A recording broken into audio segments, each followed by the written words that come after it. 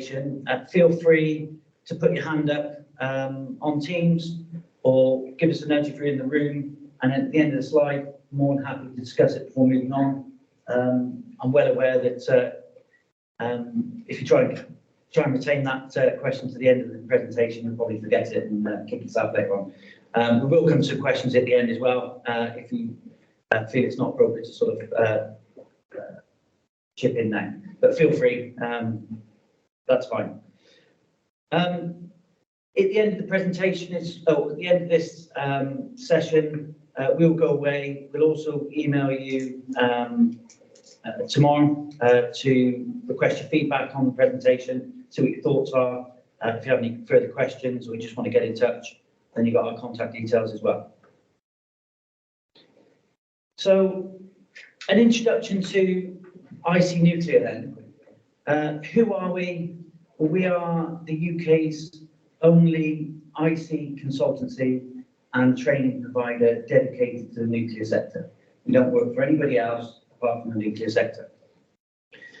What we do, and this is a question I get asked many a times, and I stand there and look at people blankly, what actually do we do? But if you look at the bigger picture, we support the nuclear sector and the supply chain to reduce the risk of a nuclear incident through the application of intelligent customer best practice. It sounds very grand, and I'm proud to say that it is. It's a very significant job, and we very much enjoy spreading the word and the importance of intelligent customer throughout the industry, not just with the licensees, but right through the supply chain. So, looking at some of our credentials then, you can see on the right-hand side some of the clients we've worked for in the past. We've got quite a broad experience that typically focuses on procurement supply chain, nuclear industry, large infrastructure projects. We've got over 20 years procurement supply chain experience in large utility and infrastructure projects. I was involved in London Power Tunnels for National Grid, where I was the category manager for all the major projects they had there. We've spent 5 years acting as a subject matter expert within the nuclear industry as well. We're a member and we're chair of multiple industry best practice working groups. We actually chair the Intelligent Customer Working Group for the Safety Directors Forum. And we're also an e-learning developer just for the nuclear sector. That's grown out of our work with various different companies around the nuclear sector. The consultancy tends to lead to training. We've produced a suite of intelligent customer training online. We've grown that business to look at any nuclear topic across the industry and develop training accordingly. So our agenda today, I anticipate this probably taking about 40-45 minutes. So I'll take you through some of the objectives on the next slide. I'll take you back to show you where the term intelligent customer came from. We'll look at some of the definitions that are out there amongst the regulators. We'll then take you into what some of these key regulatory expectations are, and explain what, in the first instance, what an expectation is as opposed to regulation. We'll then look at some similar regulatory best practice. We'll cover risk off. We'll look at some of the barriers to success in pushing the IC agenda across the industry. We'll then look at some solutions, so we don't just leave you scratching your head. And we'll tell you where to find out more information after this meeting as well. And then obviously questions as we go through. So today's objective is to provide an overview of the regulatory expectations. We want to elevate the importance of being an intelligent customer and an intelligent supplier. And the intelligent supplier piece is something that is a new term.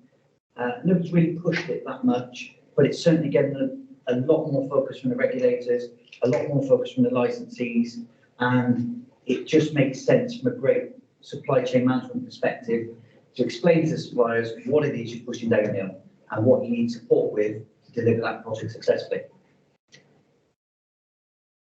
We want to highlight the direction of the travel for IC. So we like to think we've got a finger on the pulse with a lot of the developments. We do work with the regulators quite closely, and there's a lot going on out there in terms of where the regulators' focus is going to be, what the next best practice guide is going to be around intelligent customer, certainly where the licensees' thinking is going as well, and some of the initiatives they're working on. We want to try and identify some of the risks for you of not acting as an intelligent customer or intelligent supplier. Again, solutions we mentioned, and then providing that access to the regulatory requirements. So for me, my main objective is for everybody to leave here today to be more informed and interested to learn more about the topic of intelligent customer. So history then. For those of you with a few grey hairs, sat around the table on Teams, some of you may remember the incident back in '98 over at Doon Gray. That's where they had an electrical supply issue. A safety audit was subsequently carried out by CEPA and the ONR. And the outcome of that safety audit was that the regulators found the licensee had no reliance on contractors carrying out those key safety roles on site. They lacked the means to identify and or manage the risks. They had little oversight of management control, and essentially they weren't in day-to-day control of that site and its staff. And when you look at the main causative factor of that, and the privatisation of a lot of industries, the UK AEA was sold off, or sold off many of its divisions as part of that privatisation, which effectively left them without the in-house capability to act as intelligent customers. So they were buying back in from those divisions they sold off, their engineering resource, their controlling mind, which left them vulnerable. So the ONR first coined that term, intelligent customer, off the back of that report. And since then, the other regulators have come on board with the ideology of intelligent customer and adopted that as part of their regulatory expectations as well.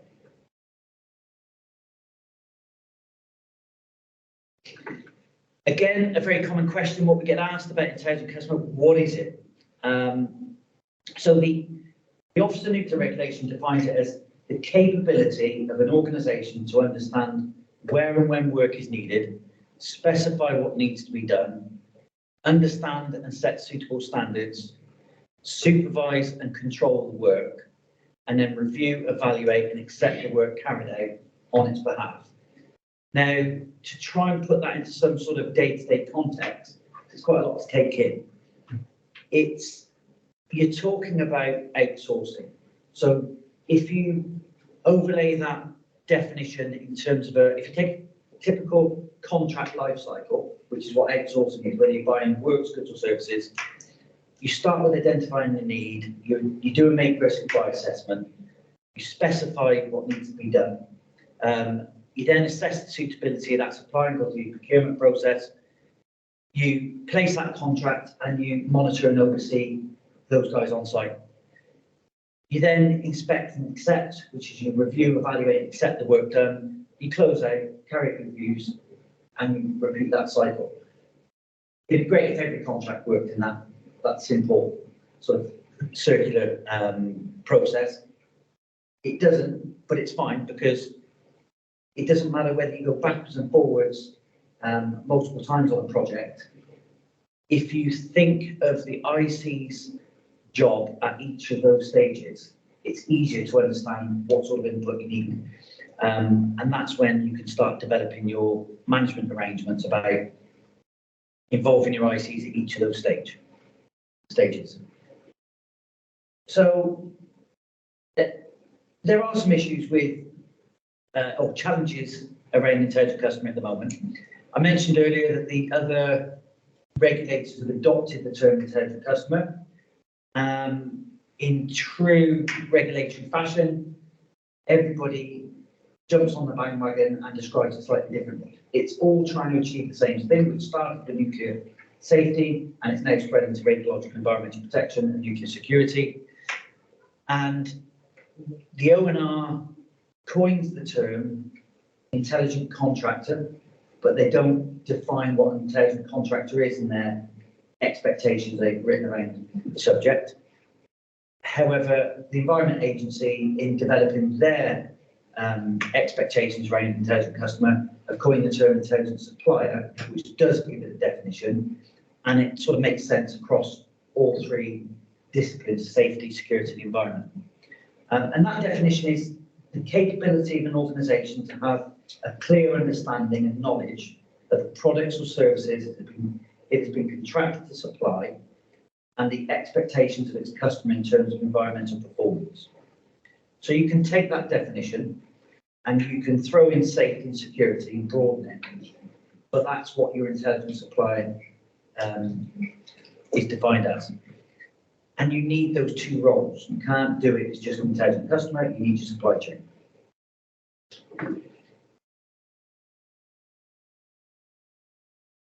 In terms of regulatory expectations then, so firstly, you've got your license conditions. That's how the regulators govern the nuclear licensees, and that's what you have to achieve. Regulatory expectations are there for guidance to their inspectors, and it's what they expect, but it's not regulation, so you don't have to do it. However, when they come on and inspect your site and find that you're not doing it, then they raise a regulatory issue, or you have to demonstrate how you're meeting those license conditions, etc. So what we've done here, and this highlights the regulators that recognise intelligent customer. You've got the ONR, which looks at nuclear safety and security. And if you map that down through primary legislation, secondary legislation, you get to the ONR's regulatory expectations, which are identified at the bottom there. The main ones being Tag 49, Tag 77, and Tag 4.1, and 79. The Defence Safety Authority carries out the Defence Nuclear Safety role, which is the again, looking at intelligent customer, they identify their expectations from a DNSR perspective in DSA 03. Environment Agency, again, following that line, you end up at the RSRs, the Radioactive Substances Regulation, and MDLP3 is where you'll find the term intelligent customer spoken about and highlighted. This doesn't apply to you, but if you are a defence nuclear organisation, then you've also got the Defence Nuclear Security Regulator, who also imposes expectations around intelligent customer, acting as an intelligent customer. So that, in effect, forms your scope of what IC covers: safety, security, environment from a nuclear perspective. Some licensees broaden that out to cover conventional because it just makes sense that you focus on conventional safety as well as nuclear. But that's not covered by the expectations of the regulator. So, in summary, some of these, we've just put up here some of the key specific regulatory expectations to try and bring it to life a bit. Documenting your IC arrangements. Now, if you look at it and interpret it, there's corporate IC arrangements, which I know EDF have, maybe more on a project level, maybe not necessarily across the group yet, but I think we're working on that. That's your high-level corporate management arrangements, what you should be doing. You've then got your project IC arrangements. So when you place a contract, you deem that IC is applicable, you should document what your IC arrangements are on those specific projects or those specific contracts. Something like Hinkley, or when you take Sellafield's major projects, you may do that as a broader set of intelligent customer documented intelligent customer arrangements and look at maybe a program of works rather than every single contract. ICs are to be identified on the baseline with IC competencies. So part of identifying your IC capability, it's about people and process. The people bit is what everybody focuses on, and that's your intelligent customers should be on the baseline for their day job, but identified with IC competencies as well. And thirdly, is individuals carrying out nuclear work need to be swept wherever they are in the world. Now that's quite, if you think about the implications of that, and the number of tiers we have in our supply chain. Somebody doing a well, somebody producing a bolt, somewhere in the world, we need, as a licensee, you need to be able to ensure that that person is swept to do that job. How do you do that? That's bloody difficult. And I've come from a construction background, and I've worked for Kia, and I've worked for ISG as their head of supply chain. It's because you're focused on delivering a job and making money, and somebody's asking you for information on something that's 5 tiers out of your control. So, direction of travel for intelligent customer then, where this is going. So, as chair of the Intelligent Customer Working Group for Safety Directors Forum, we have a good practice guide out there that's available to all. I'll show you where it's available at the end of this presentation. That's something we was produced in 2019, and we're looking to update that. So we are actively reviewing, updating the good practice guide based on current best practice and thinking in the industry, and incorporating things like quality, environment, security, because it's very nuclear safety orientated and leaving the rest out, but the regulators have caught up now. So there's a lot of good work going on into that good practice guide. The IC best practices currently being shared between licensees. So as part of the working groups, we are sharing best practice. We're getting switched on to opening up our in-house training that we've got, guidance notes, and how we actually make sense of this. And licensees are updating and embedding new IC arrangements. AWE are currently doing it, Sellafield, EDF, everybody's updating their IC arrangements to bring them in line with best practice at the moment. Tag 49, as part of the work we're doing with the Intelligent Customer Working Group, we've involved the regulators onto those working groups, and as a result of that, they've decided as well that they will be looking at updating their regulatory expectations to bring them more in line with industry practices and thinking. We're involved in that, and we're having an input into those developments. There's a greater focus on monitoring and measuring the effectiveness of IC. It's great having all the procedures, but what does it actually do? How many accidents is it preventing? Quality issues are thrown up, etc. We're increasing the collaboration amongst regulators. So I mentioned earlier about the definitions.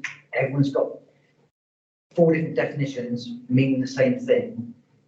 Everybody's got different expectations, but meaning the same thing, but using different terms. So we're trying to promote those guys getting together and start agreeing some common terms and definitions. Because that's part of the issues that are out there in the industry at the moment. Everybody's saying different things for the same thing and getting confused. There's absolutely an increased focus on suppliers. Everybody around the tables that I sit around in terms of the working groups and with the regulators. Supply chain, if with the licensees focusing more on intelligent customer, it's a priority to start raising the awareness within the supply chain, because as soon as a licensee starts talking about intelligent customer, if there's a misconception or a misunderstanding or lack of knowledge in the supply chain, you're going to start getting people scared and worried and doing silly things. So as part of the best practice guide would be incorporating a section in there about raising awareness for the supply chain and maybe producing training, etc. Skill shortages. There's focus on procedures around vulnerabilities. We've got an ageing workforce.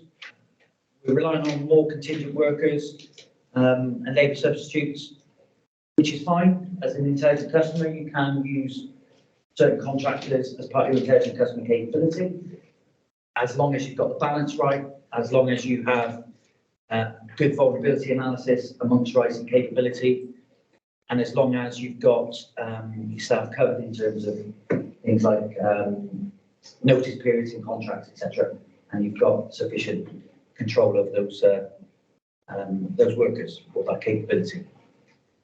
And there's new online training becoming available, and that's something that we're producing and we're putting out there to the masses. It's IC awareness training for the licensees, IC training for practitioners, and IC awareness for the supply chain. It's online modules which we're sending the links to or more information of, and you can purchase that off the shelf now and bespoke to your company as well. Is there any questions so far? No? Okay. Sorry, open question around the position 12, about CDP qualifying. Yep. It's quite a pressure, cost pressure on a lot of businesses. Yep. And one of the things they might look at is maybe not employing maybe the right level of qualified people.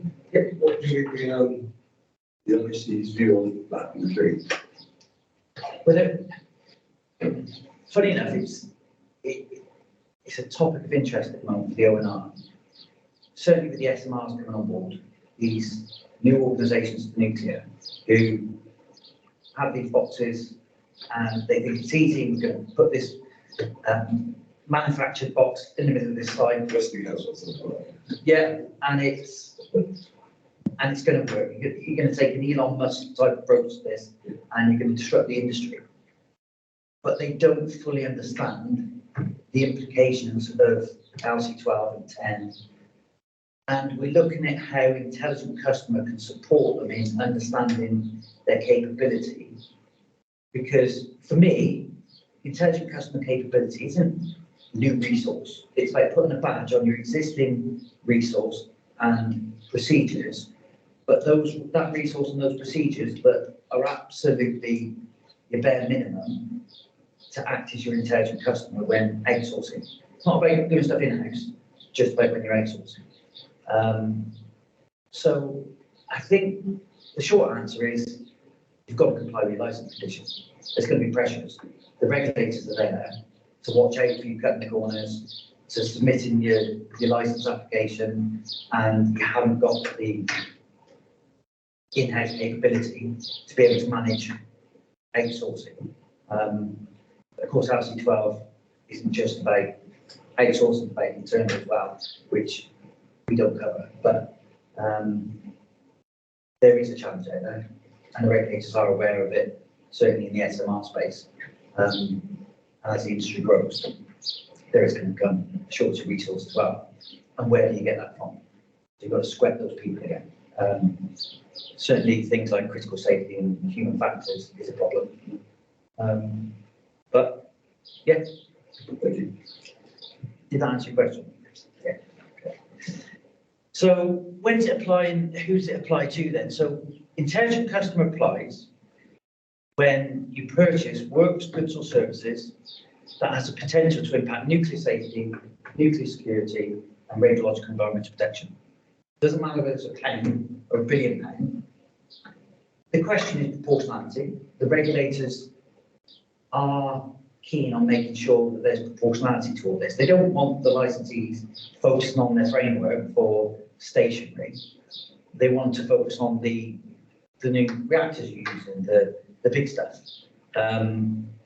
And you can incorporate proportionality around that by looking at risk significance when you're looking at procuring something.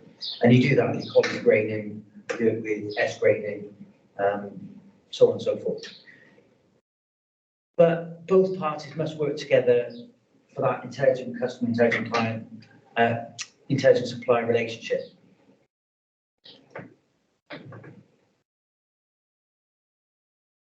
Although the expectations are directly applicable to the licensee, not the supply chain, it does indirectly apply to the supply chain, because with it not applying to the supply chain, then the licensee can't act as an intelligent customer, because they need their supply chain to support them in those assurance activities, so on and so forth. Now, we've all seen similar regulatory best practice out there around supply chain management. We don't need to go into the detail of what's on the slide. It's just, if you look at these flow diagrams, you see them all the time. Good supply chain management practice is around developing strategy, specify what you're trying to buy. You go out and source it well, and then you deliver. And then you talk about flow down the requirements, and you get your contract requirements, and you make sure they're flowed down to the various tiers, which is great. So we've got the best supplier, we've got a watertight contract, but they're missing something, which is that intelligent customer capability part of it. And identifying that capability, keeping hold of it,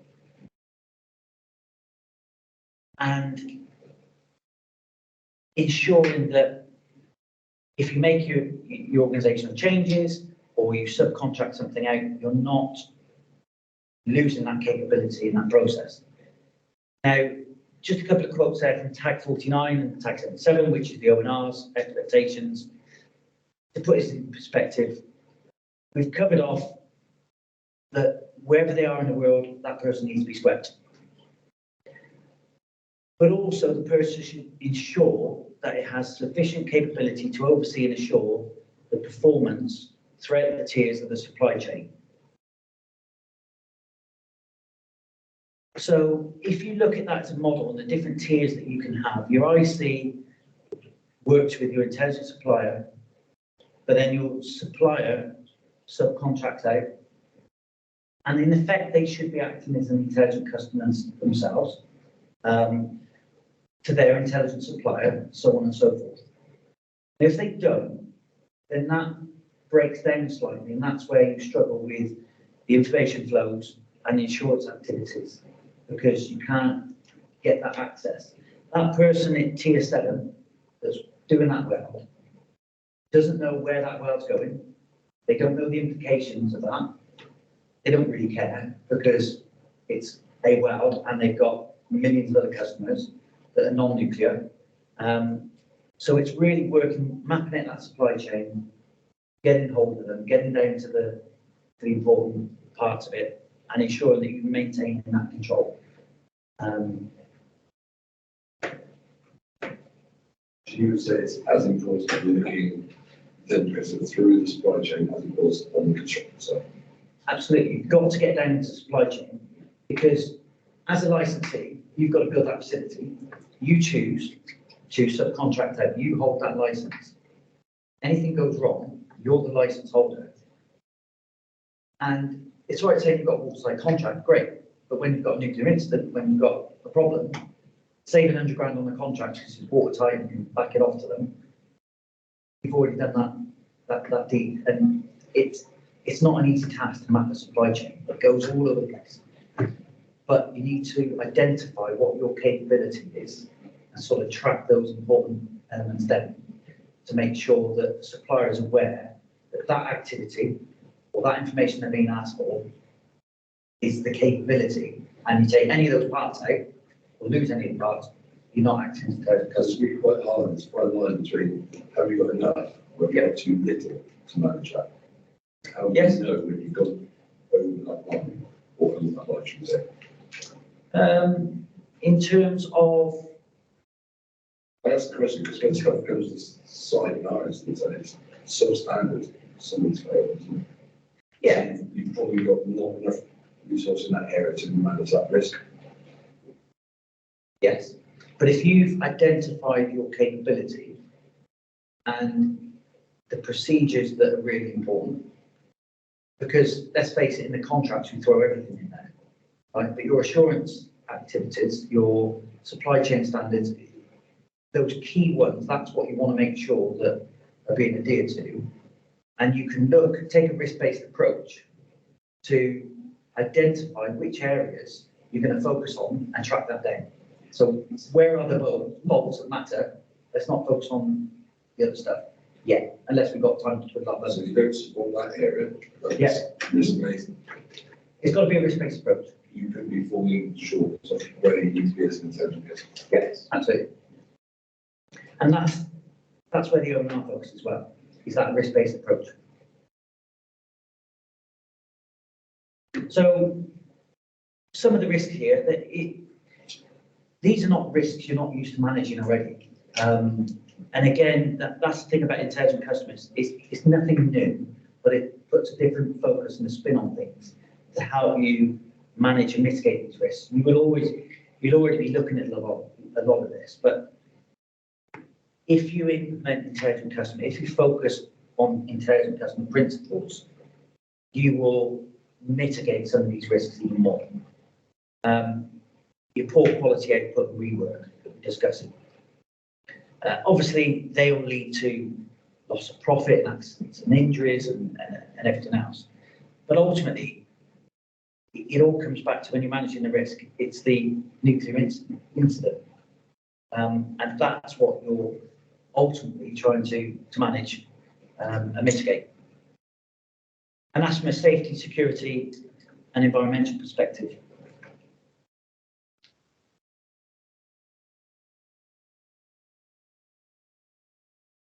So some of the issues and barriers to success in terms of getting that focus and traction on intelligent customer, from a licensing perspective, and some of this will ring true to people on this call, a lack of coherent policy and procedures, both at corporate and at project level, lack of ownership and leadership of the subject of intelligent customer. It doesn't sit under a license condition neatly. It spans everything from LC 36 to LC 12 to who owns it, and that's the problem. Everybody gets given a license condition to own, and it's never theirs. It sits in. So it's how do you get that ownership? So everybody ends up working in a siloed approach. Nuclear new build, got your intelligent customer procedures and the way you manage that. Nuclear generation, AWE, and their major projects. It's that siloed approach and pulling it together. That's how we're going to move things forward. Baselines, out-of-date baselines. That's right amongst the licensees. Regulators, increasing the regulatory focus, inconsistency in definitions and expectations, changing expectations, and there's some regulatory concerns around new entrants and SMRs, etc. And the supply chain, there is no training available off the shelf before what we produced, or we're not aware of any. There is a knowledge and implementation gap. A lot of the supply chain aren't aware of what intelligent customer is, or they think they know what it is, but then they start referring to intelligent client and they start to and it's not the same thing, and everybody gets mixed up terminology. So there's a real lack of clarity amongst the supply chain, and it's only going to get wider if and when the licensees start pushing intelligent customer more in the contracts, in their culture. The supply chain are going to start thinking, what do we do? What is this? And that's a risk to them. A misalignment of project objectives and procedures. intelligent customer aims to improve that situation where you've got your supply chain's objectives and it's not aligned to the delivery of that project. And you need to try and get that alignment because they are key to delivering a successful project.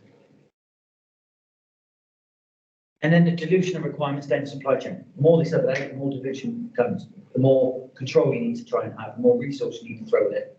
And that's where good supply chain management comes in as well.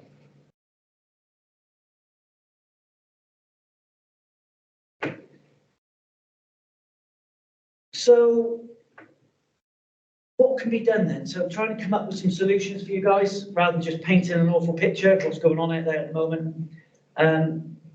Just increasing that awareness and getting some consistency in terminology will be a massive help. If I ask 100 people what intelligent customer means, you'll get 100 different definitions. And when everyone's working in their silos, you get all sorts of initiatives going on, and there's no sort of coherent approach. So just increasing that awareness will support the supply chain. Understanding the gaps and the misalignments of your procedures with the regulatory expectations. We've just done a two-year piece of work with AWE. We did a gap analysis of their current management arrangements, benchmarked them against best practice and regulatory expectations. We then set upon an initiative to plug those gaps by producing our new documented IC arrangements at a corporate level. And we've produced training and we've started rolling that out across 7,000 people.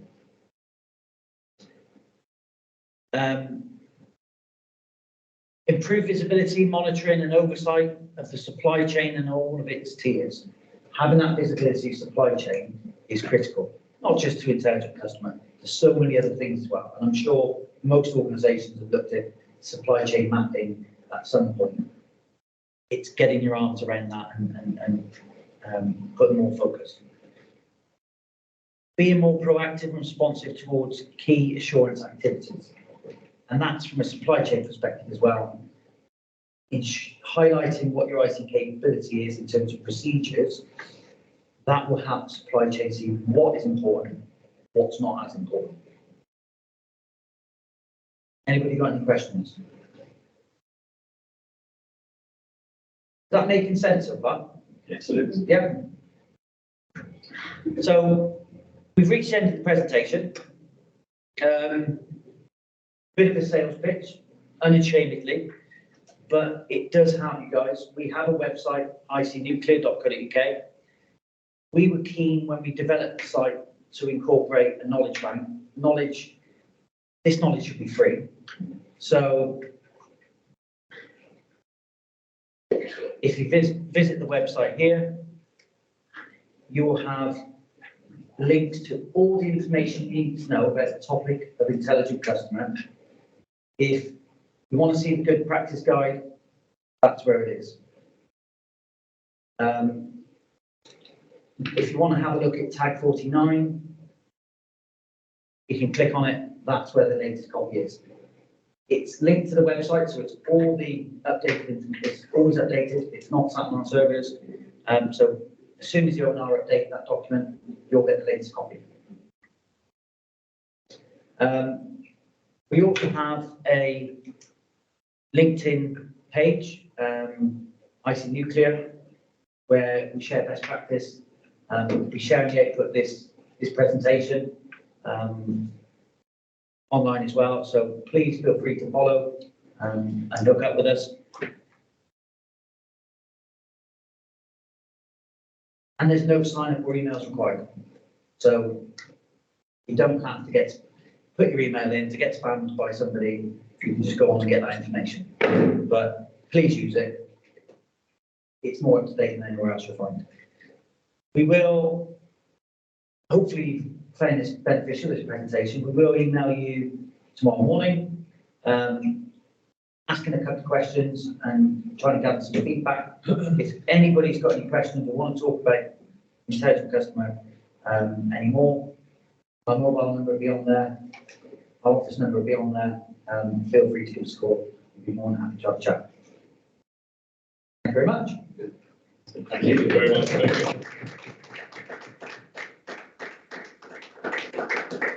So I've already added you on LinkedIn and started following ICWCI. I encourage everybody else to do the same. And do we have any questions? Mike, do you want to take over? Just thank you very much, David. That was just really wonderful. Fantastic advice there. Very, very clear and concise. Thank you again for a fantastic presentation. Exactly, no problem. Thank you. 42 minutes. Oh, there you go. It's interesting to talk about AWE there, in terms of gap analysis. Yeah. An industry which I'm relatively new to the industry, so I can see that industry has been running for a long time. What's been running? AWE has been running for a long Yes, time. yeah. And yet you can still find gaps in there. You can find gaps at AWE, EDF, BAE, everybody recognises they've got gaps. It's almost, the industry is starting to wake up to these regulatory expectations that have always been there. And I think it's the work that the working group's doing to sort of raise that profile, and people going back into their organisations and looking at it, coming back with some, and we're sharing advice, sharing guidance. And the way we've engaged, not just our members, but also non-members like the regulators, suppliers, it really is collaboration at its best. So we've got every part of it involved. And nobody, the great thing, and I'm 5 years into the industry, the great thing I find about the industry, everybody seems to be unashamed. They're pointing out gaps. They're very good at going, we've got a problem here. And the regulators do try and encourage, I think the regulators do encourage getting people to fess up and go, we've got a problem. At AWE, they put the hand up and told the regulator they had a problem and engaged the regulator. And that's making it so much easier because it's not being found because of an audit. They've gone and knocked on the regulator's door and said, we've got a problem, this is what we're doing about it. But it's the hard one, is if you don't realise you've got a problem. Yeah, absolutely. But as long as you can, once you've been told, and get a plan together to sort that out. But I think what I encourage people to do from today is go back, maybe lift that stone around intelligent customer, ask if you've got an IC policy, right? That's one specific requirement or expectation that's spelled out. And that's where we started at AWE. They asked me to look at some intelligent customer training. And I said, what's your policy? Where's your policy? We haven't got one. I thought it was somewhere, but you can have a look. And there wasn't one. Where's your management arrangements for around IC? We've not got any. And it's, yeah, go back and have a look and lift that stone. And then go from there, really. As an institute, that's part of your core value approach, isn't it? Lifting that stone and answering, asking that question. Certainly what we do. Yeah. We're certainly pulling that thread to find out where it leads.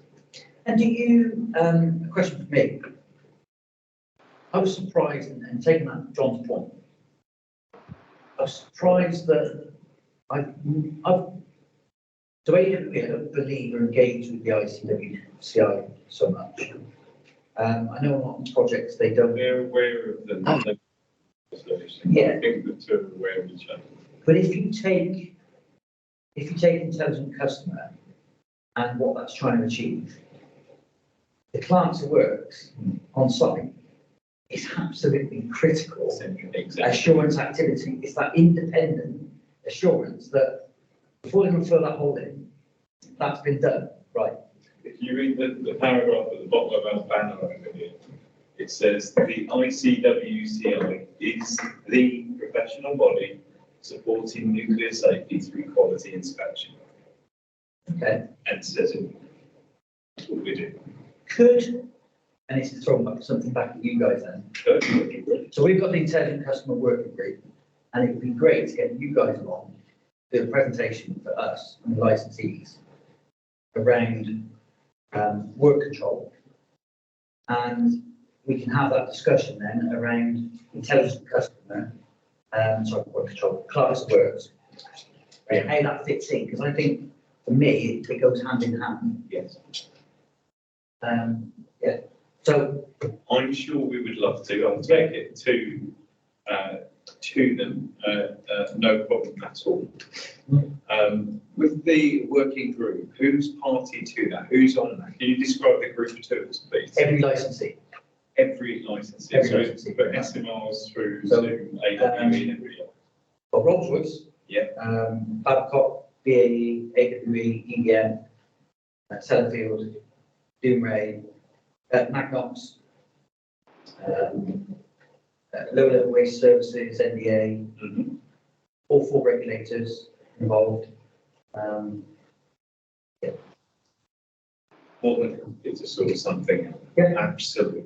Absolutely. It's in line with what our goals are for the coming couple of years. Perfect. Yes.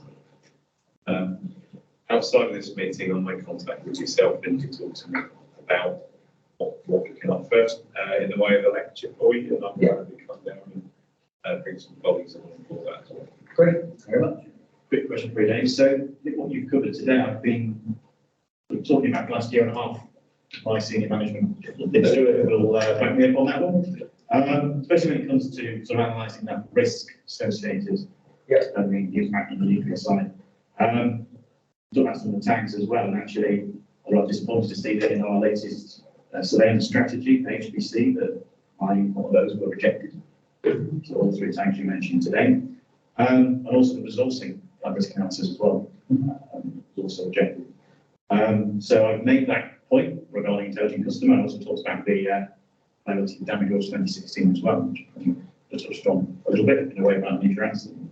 Yeah, so my point here is how when you're faced in that sort of situation where you've got people who clearly think that surveillance of on-site activities is not linked to the intelligent customer, what would be your approach to dealing with them?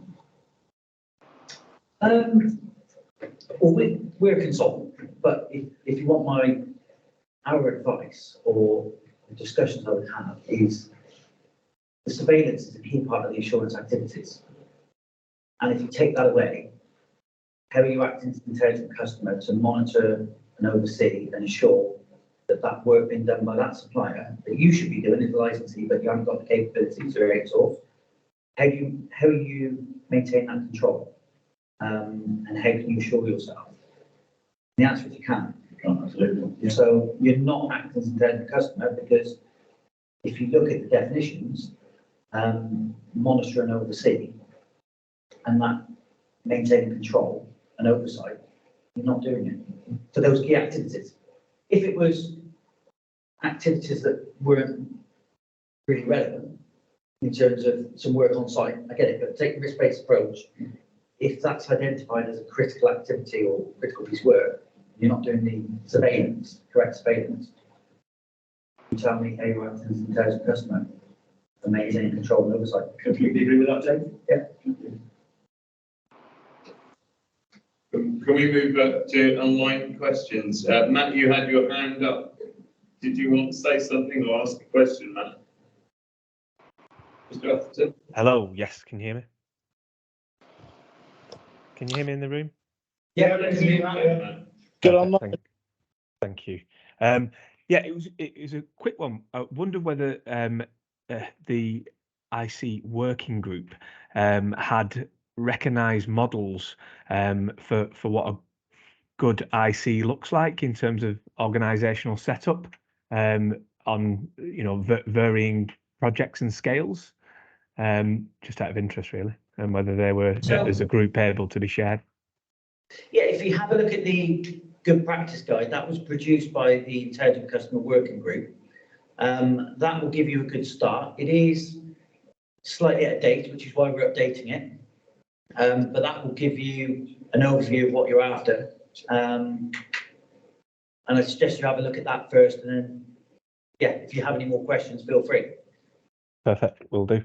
And then for the purpose of those who've joined online and in the room that do work for EDF and NMB as we are on the project, if you're not aware, there is an IC e-learning training module, which is a requirement for us as certainly in the surveillance team to attend.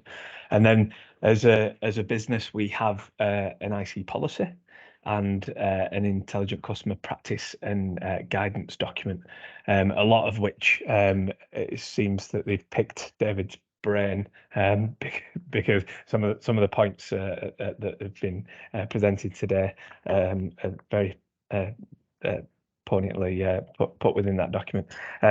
It doesn't spell out our surveillance activities, but you can see where through the practice and guidance document we slot into there as an assurance capacity as the IC. But it's been really really good listening in today this evening, David. Thank you very much for your time. It's been really informative. Thank you. Thank you, David. Thank you, Mike. Around the room, any questions for David? Okay. Online, is there any further questions, please, for David?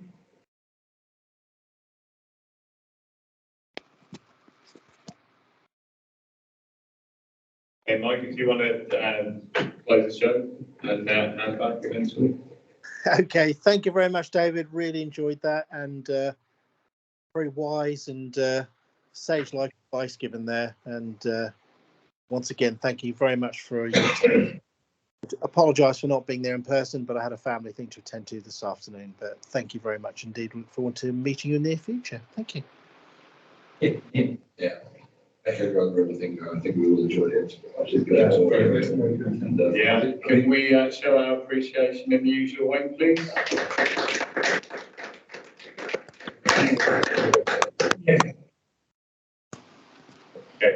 Okay. For the sake of the minutes, I'd like to thank you as well for your presentation. It's absolutely superb. It's on topic with some of the stuff that we are doing right now, and it's generally on topic for the stuff that we need to be covering across our terms here. So I'm very, very grateful. Just so you're aware as well, our courses are CPD accredited. Your courses are CPD accredited? Yes. Our online CPD courses for the supply chain and licensees. That's really, really, really good. We've got your slide there with the plug on how to get to it, haven't we? So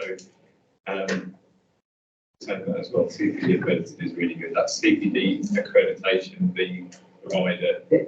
Yeah. Right. What time is? I